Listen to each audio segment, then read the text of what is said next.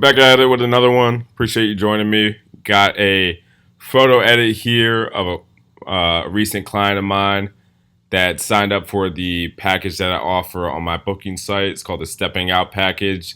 It's essentially like somebody's just stepping out for the night. They almost want a paparazzi type theme to go along with the fit that they're rocking. You know, people put a lot of time and effort into the fits when they go out. So this is my idea of a lower price service that I offer, but typically you get about 3 or 4 um, final edits with color correction and skin retouching as well. This is actually a photo that my client did not choose, but I wanted to go ahead and take a look at. Now, the backstory behind this here is I talked to the person at the front office of this building, and shout out to her for even letting me get far enough to set up. And she was trying to let me do my thing. This happens often. I get kicked out of so many places, but the key is that you don't really ask unless you have to. You set up like in a corner. Like the way my softbox works, it's a little big. It's not like it's just a little big. It's not like a beauty dish. You know what I mean? So it's not that incognito.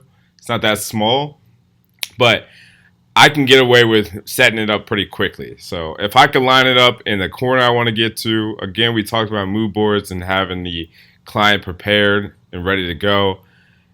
At that point, you just start shooting and you try to get as much as you can before you get kicked out. And that was the case here. Of course, I have one of the associates. They come up to me and say, "Hey, you're not allowed to shoot here." They're giving me a hard time, blase, blase. I kind of get it because I'm not supposed to be there anyway, but I'm kind of talking my way or trying to talk my way out of it, to be honest with you. And it's just not working. You know, I'm trying to be as polite as I can. I'm like, hey, come on, I'm not going to use it for like monetary benefit, blase, blase. But, you know, this time it wasn't working. Sometimes it doesn't work. This time she was not having it. She comes and she tells us that we got to go. I only probably took 2 or 3 photos. I just got my lighting right. So I'm like, damn, I really want to use this location. We go outside. We start setting up because I'm going to take photos outside instead. And the lady comes back outside, tells us that we can now come in and shoot. I'm like, all right. So shout out to God for that because that looked bleak.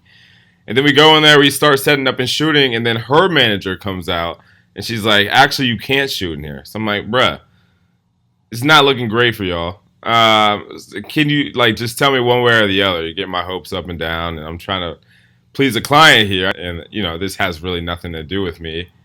You know the access because it takes so long to gain access. You got to email the owner. You got to wait for them to get back. Sometimes it could take 1 or 2 weeks. I just like to run up in there, take the photos, get as many as I can. And I was lucky enough to get this photo, which I think is the dopest one of the set. Now, if you look at this photo, there's a few things I did to it. Of course, I took away this. I think it makes it look like it makes it look like a nice behind the scenes type of photo. You can use it for that as like a reel or something. But what I'm going to do instead of going step by step and editing together, what I'm going to go ahead and do is kind of explain each one of my steps. You can see here in the right corner all the steps that I already took for the photo. So we'll make this real quick. Of course, for layer 1, copy 1, we'll just kind of zoom in here. Layer 1, you know, the copy is always going to be a little bit of skin correcting here. So not too much. Her skin's great. So it's just a little bit here and there. You can probably see that, but not very well.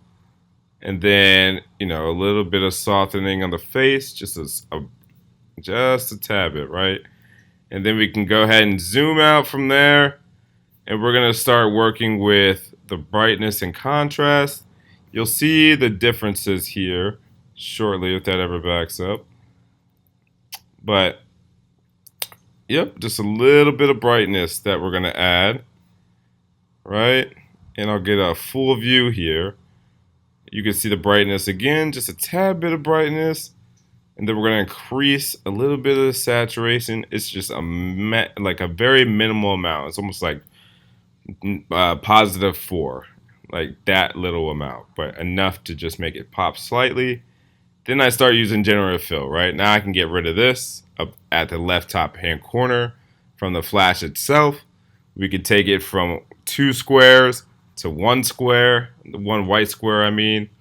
Our next generative fill is going to go ahead, and we have the option here to either take away that white art piece there or leave it. I chose to leave it.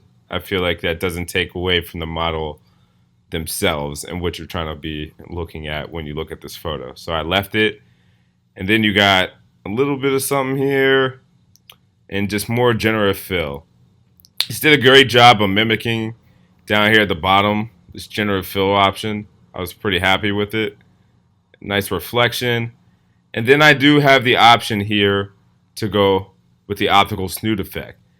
I'm really torn between which one to pick between the two. I gotta be honest with you. I'm looking at this one, which is the snoot effect, or I could just do it naturally. Obviously it's a little brighter, but I think ultimately I'm gonna go with the snoot effect. And ultimately this is the final product here.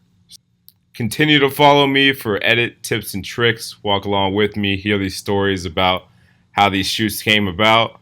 I look forward to the next video. Peace.